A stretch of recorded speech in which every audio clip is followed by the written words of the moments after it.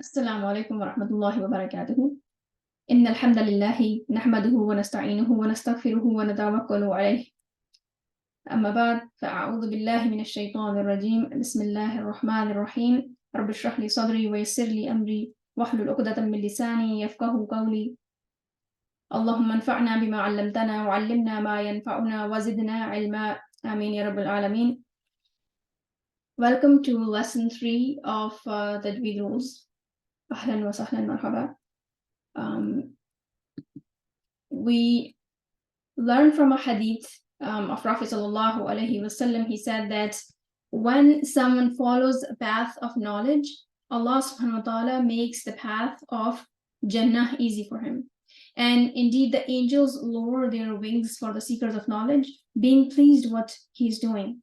And indeed, the inhabitants of the heaven and earth, and even the fish in the depths of the water, seek forgiveness for one who seeks knowledge.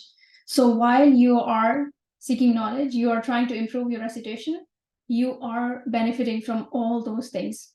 So your path of Jannah is being made easy for you, alhamdulillah, and also so many people are making dua for your forgiveness. Let's go over quickly for what we reviewed, what we studied in the last session. Perfecting the vowels, saying fatha damma kasra correctly with the a, o, and e sound, not deviating the sounds from a to e, or u to o, or e to e, rather saying it correctly with a, o, and e, because that's very important. Most of the letters are mutaharrik. So this is seen in Quran a lot more often than anything else. So we are supposed to say fatha, damma, and kasra properly with proper pronunciation. What is an articulation point? So we studied articulation point is a specific place where a letter is emitted from the mouth and throat, and we learned 5 major areas of that. So jawf, there were 3 letters coming from it, huruful maddiya, alif, waw, and ya, and they're actually long vowels, which is only elongation of fatha, damma, and kasra. You will see them in Quran whenever these 3 letters have no haraka on it, and there's a fatha before alif, and there's a damma before waw, and there's a kasra before ya. Those are huruf of jawf, and jawf is the hollow cavity that's from mouth in the throat. So the whole place, the sound is flowing through it, and that's just an elongation sound. They're also called long vowels because they are actually elongating the fatha, damma, and kasra.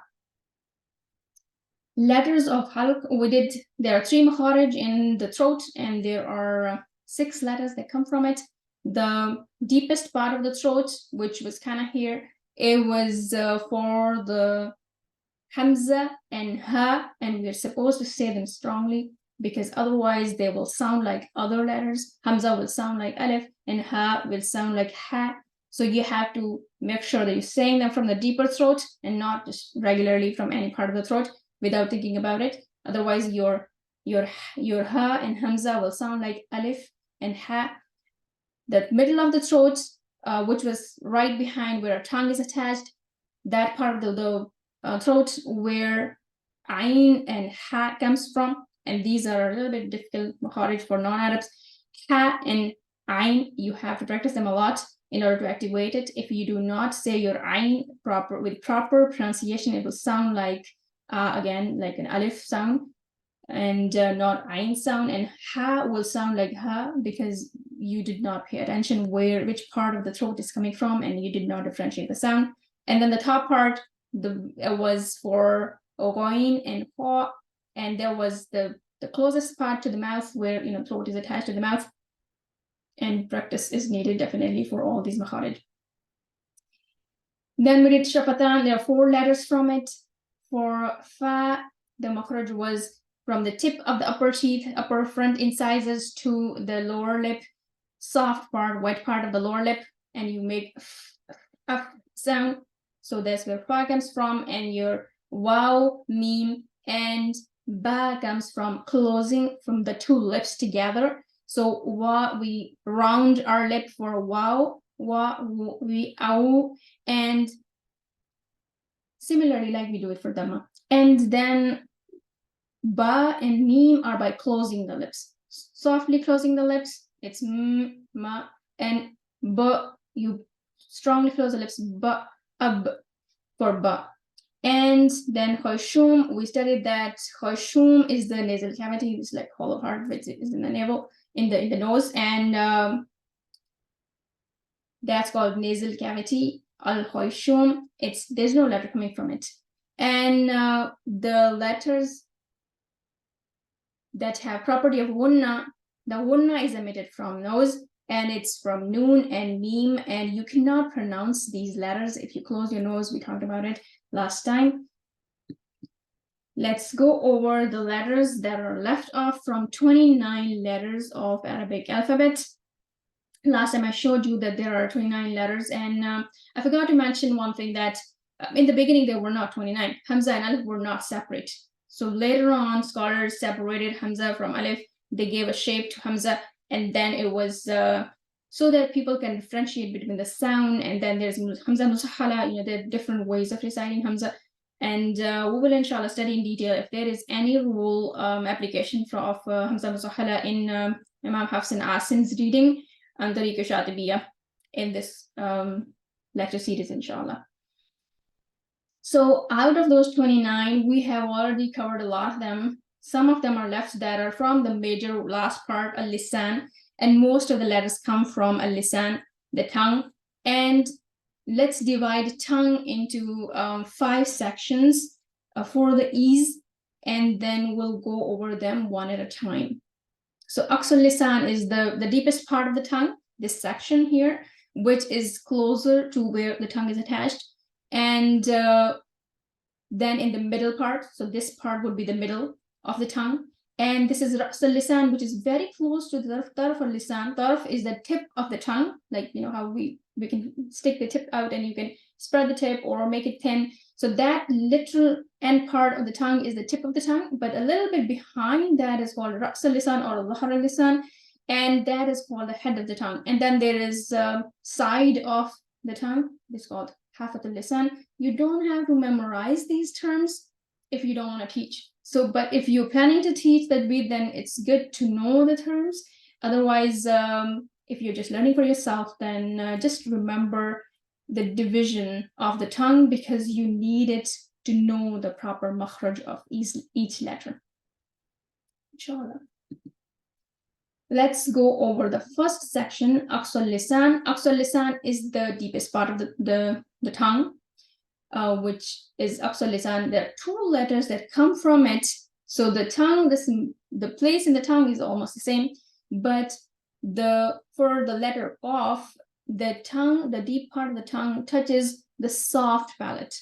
So if you notice the whole, with your tongue, if you can twist your tongue and go back, if you want to experiment, you will notice that there's a soft part, and then there is a hard part of the palate. So the soft palate, your tongue should move up and say ko, ko. So if you say ko, ko, you'll notice that tongue is going up and touching something soft, not the hard palate. For kaf, however, tongue will go up and touch the hard palate. So if your tongue is touching the hard palate, then you're good. One thing that you should remember, that you don't have to push your tongue back in your throat for qaf, because then you're only choking yourself. You're not benefiting from it, and you won't be able to recite faster if you over exaggerate your makhraj of qaf.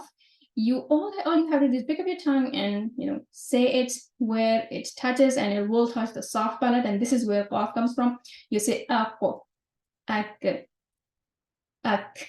So this one here is light. Kaf is light and it does not bounce. So you will do hams there, and we'll inshallah study sifat in detail after makharij, how they apply on each letter. Like, every human being has their personality. Similarly, every letter of Arabic alphabet have their characteristics that apply on them to say them properly, to be able to differentiate between them. So their makhraj is very close to each other. Qaf, one thing you should remember, that it's heavy. It comes with a sound, and we will go over those sifat as well in detail later. So makhraj of qaf is soft palate, deepest part of the tongue touches the soft palate, and the kaf, that's light, makhraj of the same part of the tongue goes up and touches the hard palate, not the soft palate. And it does not bounce. It's ak, ka, ki, ku, and ko, ki, ku. Wasat al-lisan, the second section, where there's just one point, but there are three letters coming from it. Like we had in aqsa al-lisan, we have one articulation point, but there are two letters come from it. Similarly, wasat al-lisan, there are three letters that come from it. It's jim, sheen, and ya madiyya. And if you remember, ya madiyya was coming from the jawf. Remember? Any ya that is preceded by a kasra is ya madiyya, and it has no haraka on it. So if it's a ya mutaharika, then definitely it's excluded from the ya madiyya category. So here, all these letters come from simply middle of the part of the tongue. You pick it up and you touch the palate, whatever is on the top of the middle part of the tongue, and you say aj. If you notice, your tongue is going up and quickly leaving the makhraj, because for jim, otherwise it will close the makhraj if you don't bounce it. And jim bounces, and we will go over the calcula letters. Jim is one of those. Aj, ja, ji, ju, ash, sha, shi, shu. So you notice all these letters coming from the same makhraj. The sound is different, but then they have specific characteristics that help us distinguish between these letters, and we will go over them later on. But you notice ash, it spreads kind of. So the ash sound is only in sheen, no other letter has it. So makhraj of sheen is the middle of the tongue, one touches the hard palate on the top of it, whatever lies on the top of the middle part of the tongue. Ya ghair madiyya, yani any ya that has probably fatha or dhamma before it, or ya mutaharrika, ya, yi, you, it will come from the same makhraj, ay. So this is how you'll practice your makharij with the hamza maftuha, followed by the second letter, and with the second step would be the fatha, dhamma, and kasra on each letter, and then practice the makhraj bit. Before we move ahead and go over the rest of the makharij, let's go over the teeth, because it's very important to know the teeth before we learn the rest of the makharij of the tongue, because it involves touching the gums or the root of the teeth or coming close to it. So let's go over the first two incisors. You don't have to memorize the Arabic names. So athanaya are the first two top incisors and bottom incisors. So we have two top and two bottom incisors, and the lateral incisors are the ones on the side. So they're total four, but they're differentiated by saying front and lateral. And then al-inyab are the canine teeth. They're the sharp ones, the pointy teeth. And then we have premolars, two premolars at the wahik. Kids usually have, that's all they have. They only have premolars, and then later on, as they grow up, then they get their molars and their wisdom teeth. And some people don't get wisdom teeth at all. So it doesn't matter. As far as you have your molars in place, inshallah, you will have no difficulty pronouncing the letters. So these are two premolars, and the total make 8. So 4 on the top, 4 on the bottom. And then there are two molar teeth. So premolars and then molars. And then we also have 8 molars, which are tawahin, the Arabic name for it. And nawajid are the wisdom teeth, the orange ones. These are nawajid, these are the wisdom teeth. So we need to know the formation of the mouth or the teeth so we can learn the rest of the makharij. That's why we just went over them. And you just need to know them without Arabic names. You don't have to memorize Arabic names if that's difficult. Third one is hafatul lisan. So the third part was hafatul lisan. What is hafatul lisan? It's, if you remember, I'll show you, I'll take you back. It is the edge of the tongue. See how there's a side of the tongue? So this part of the tongue is called hafatul lisan, which is the edge of the tongue. And 2 letters come out from the edge of the tongue, lad and lam, but their makhraj is different from each other. So it's the edge of the tongue, but then there are 2 separate articulation points for each one of them. Our tongue in a way goes up that it presses against first the last premolar and the 2 molars. And if you have nawajid, then it will go close to that as well. And your tongue goes up and it presses and moves forward. So this is a makhraj. It's equally difficult for Arabs and non-Arabs. And you say al,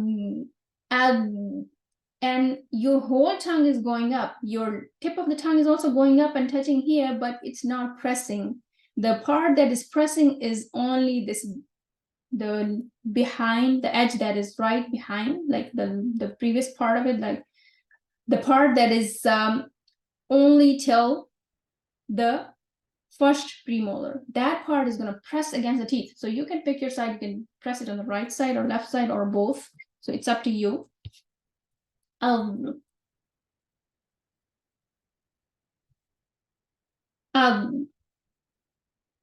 that's the sound it will come. It should not come as al or as or as.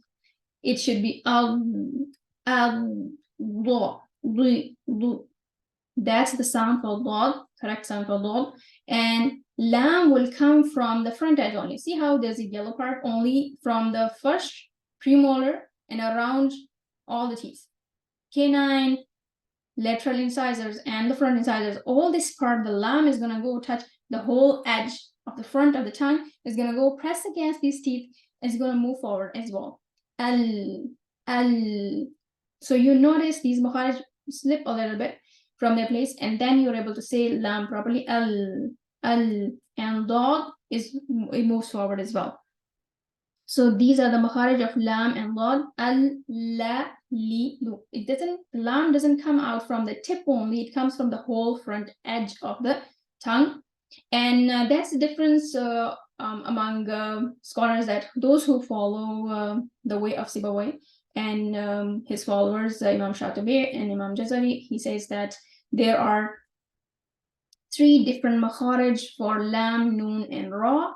And another group says that there's only one makharij. Al-Jarami, he says that there's only one makharij, and whoever follows them then say there's one makharij for lam, noon, and ra. Whereas if you follow the opinion of Sibawayh, then there are 3 separate makharij for lam, noon, and ra, and that's what I'm teaching you today, that they all have different makharij.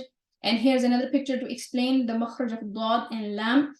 See how only dod, the whole tongue goes up, but it does not press on the yellow part. It only presses the green part, and it moves forward. And for lam, only the yellow part, which is highlighted here, that is the only part involving from the first premolar from one side to another, the whole part, this whole front, the whole front part on the top of our mouth. So this is the upper jaw that's being shown here.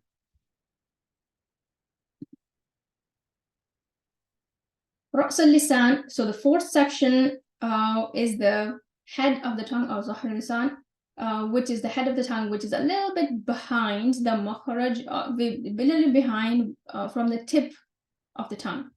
And I can take you back to remind that this is the part, Ra's al-lisan. This is the part which we're going to study now for the makhraj of ra. If you notice, your tongue goes up and it vibrates a little bit for ra. It's a natural property ra has. It doesn't really mean that we should exaggerate it.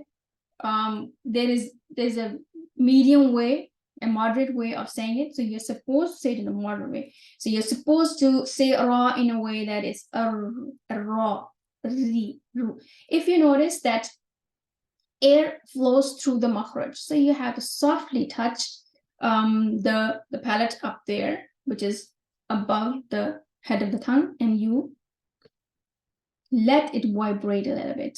If you press it too hard, you cannot say the sound of ra. And you probably have been saying ra correctly, because people do not have difficulty saying ra. However, ra is a letter that's sometimes heavy, sometimes it's not heavy. That's the only challenge that ra brings in recitation. And some Urdu speaking people, or maybe very young kids, have difficulty. They have sound into a ra, and that's because they're not using, their tip of the tongue is not refined yet. And as they start talking and use their tongue, the tongue becomes stronger, and they can differentiate between the tip and the little bit behind part, top of the tip of the tongue, which is Ra's al-lisan. This is where ra comes from, and the air flows from the middle of it.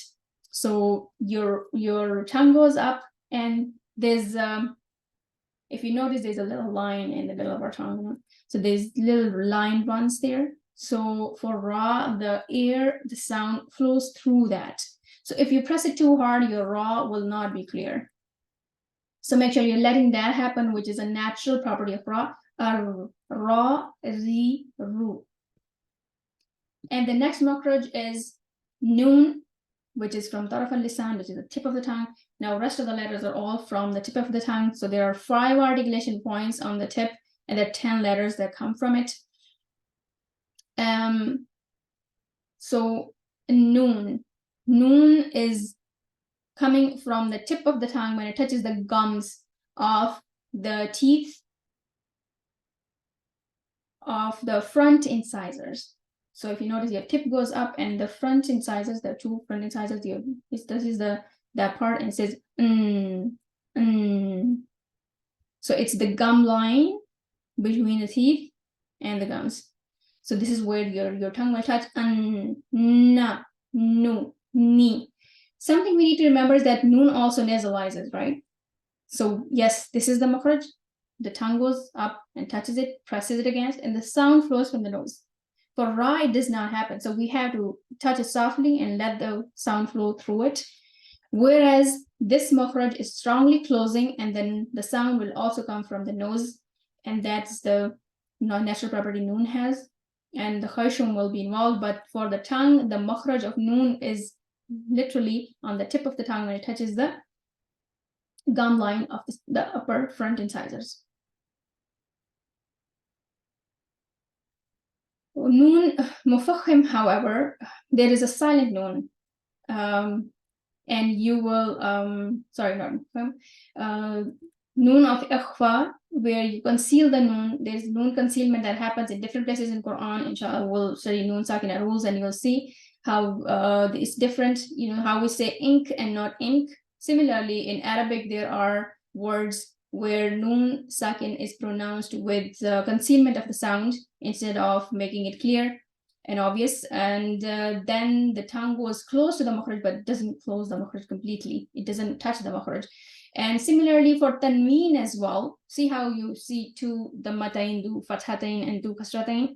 And these tanween also have the makhraj of noon, because you notice in, an, there's noon sound there. So that n sound also comes from the same makhraj as of the noon, for the letter noon.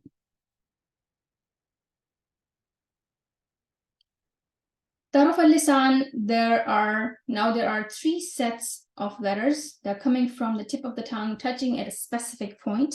So these letters come from the tip of the tongue, touching the gums of the front incisors, and it's ta, ta, and dal. So it's touching in a way. If you notice, the difference is that it's also touching the teeth a little bit, different from noon, right? So noon, for noon only, it goes and touches the gum line, the gum of the upper front incisors, whereas here it touches the soft where the root of the teeth is, and also a little bit overlapping with the teeth. So that gum line here is for ta, dal, and ta. And ta is a heavy letter, and it differentiates its heaviness, differentiates it from dal and ta. Ad, at, auto. So ta is heavy, the tongue goes up and creates compression on the roof of the mouth. And this is a sifa that we'll study in detail later, how to do that as well. Right now, just remember that tip of the tongue goes up and presses on this makhraj, and we say ato, ato, ta, ti, tu, ta, ti, tu. If you notice, your tongue is touching exactly the gum line. So it's not just the gums of the front incisor, rather it's also a little bit of the teeth as well.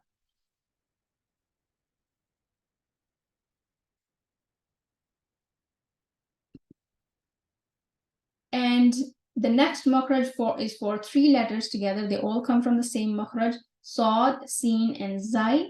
And Sad, their makhraj is the tongue stays in the lower, the tip of the tongue stays in the lower incisors, near the lower incisors. Either you press it or you don't press it, it does not matter. what matters is that there is this tight passage created between the front incisors, front top incisors, and the tongue. You create a tight passage and let the sound flow. You know how whistling sound is created when the sound or the wind flows through that tight passage? Similarly, this is what is happening here in these letters. Saw. So saw is heavy.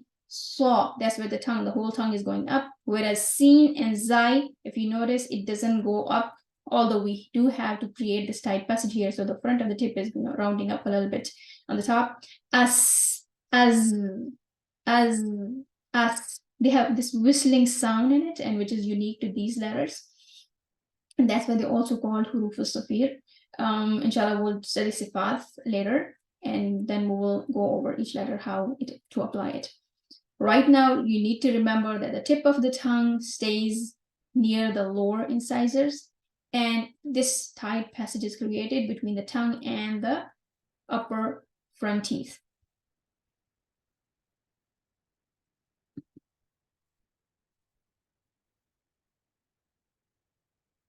So the last set of letters are la, val, and tha, and these letters come in a way that the tip of the tongue sticks, out a little bit, touches the edges of the front top incisors and the bottom as well. So your tongue goes out. The, al. What you have to remember is that your law does not sound like the or za. Remember, za, there's a type passage. If you do not stick your tongue out, then your law will sound like za, or your dal will sound like za. And tip of the tongue presses, and it differentiates between the sound of the huruf al-safir and law and tha as well. And when you say tha without sticking your tongue out, it sounds like seen. And that's the challenge when you are differentiating between seen and tha, that your tip of the tongue is supposed to stick out a little bit and press here on the teeth and stop that whistling sound that creates. But you need to remember that should not sound like that. It should not sound like that completely. The tip of the tongue goes up, and you block the makhraj, but from the wrong spot. If you notice, they're very close to each other. So you pick up your tongue and you put it here, then it will sound like that. You close the makhraj in a way, you bring it out, you let the sound and wind flow a little bit, but not completely. Not at or as. It's a middle sound between these two letters for that. So and similarly the not as. Many people read allazi. It's not allazi, it's allazi. If you do not stick your tongue out and press it between these teeth, front incisors, then your the will never be a the, it will be a za. Alhamdulillah, we have finished the makharij for all letters. In the next session, we will go over and practice all of them together, and so you know how to practice and how to implement them, inshallah. For now, you need to remember, and that's a big deal, remembering the makharij of all letters. And you will only remember them if you practice them, and if you forget, you go back. And there's a very nice image that has spotted all the makharij, as far as you know the minor details, all the details from before. Then that image will help you remember, oh, okay, this was the makhraj of this letter. And if you forget the detail, then you have to go back and review it, definitely. Alhamdulillah, we have finished makharij, and with that, we will end our today's lesson. May Allah subhanahu wa ta'ala accept our efforts of implementing these makharij and trying to pronounce Quran correctly the way it should be pronounced, all the words of Quran. Ameen ya Rabbil Alameen. Jazakumullahu khairan katira. Subhanakallahumma wa bihamdik. Ashhadu an la ilaha illa ant. Astaghfiruka wa atubu ilayk. Assalamu alaikum wa rahmatullah.